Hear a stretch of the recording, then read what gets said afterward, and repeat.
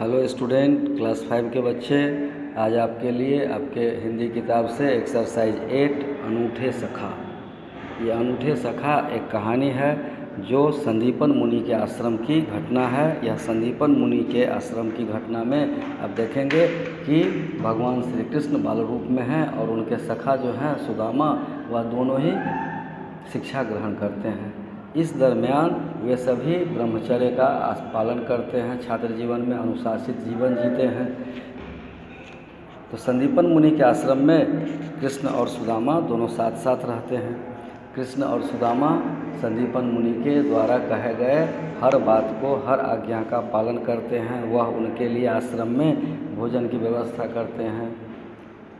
भिक्षाटन करके वह आश्रम में जंगलों से भोजन बनाने के लिए लकड़ियाँ काट कर लाते हैं। इस तरह से वह दोनों ही बस पूरी शिष्टाचार का पालन करते हुए, पूरा अनुशासित जीवन जीते हुए, छात्र जीवन में आने वाली हर किसी भी कठिनाइयों को झेलते हुए बड़े ही शांत स्वभाव से शिक्षा ग्रहण करते हैं।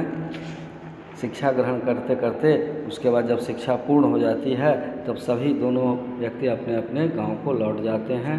इसके बाद जब वे बड़े होते हैं तो कृष्ण और सुदामा की दोस्ती, यह कृष्ण और सुदामा की दोस्ती आप लोग इस कहानी में पढ़ेंगे कि किस तरह से कृष्ण ने सुदामा की मदद की और किस तरह से सुदामा के मन में कृष्ण के पास जाने से हिचकिचाहट थी, क्योंकि कृष्ण तो थे वह राजा थे और सुदामा क्या थे, एक गरीब ब्राह्मण था। उसकी स्थिति फटेहाली की थी, जर्जर स्थिति थी।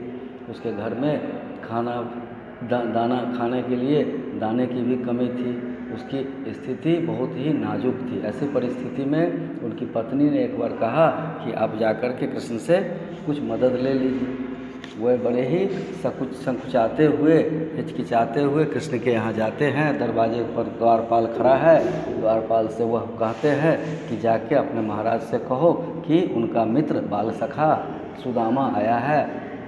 अब वह द्वारपाल उसकी स्थिति देख करके दंग रह जाता है कि इस तरह का फटेहाल व्यक्ति हमारे महाराज का मित्र कैसे हो सकता है। फिर भी वह सूचित करने के लिए वहाँ जाता है और जैसे ही कृष्ण को यह पता लगता है कि सुदामा आया है, वह दौड़े दौड़े द्वारपाल के साथ आते हैं गेट तक और पूरे इज्जत मान सम्मान के साथ वह उन्हें अपने कक्ष में ले जाते हैं। फिर उनका बहुत आदर भाव करते हैं और विदा करने से पूर्व, चूँकि वह तो दृष्टा है, प्रकृति दृष्टा है, स्थिति को भांप लेते हैं।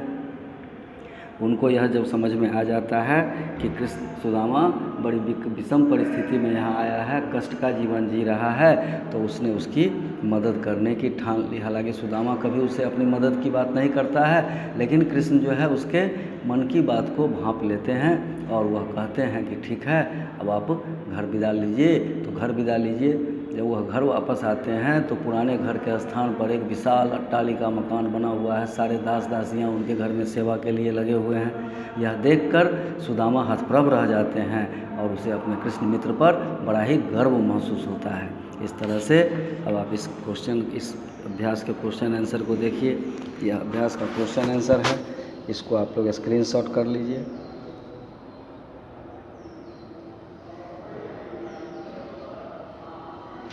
एक पेज यहाँ, दूसरा पेज फिर यहाँ भी है, इसको भी आप स्क्रीनशॉट कर लीजिए। अब आप इसको बढ़िया से कॉपी पर उतारिए, पढ़िए और फिर उसके बाद प्रश्नों का उत्तर दीजिए।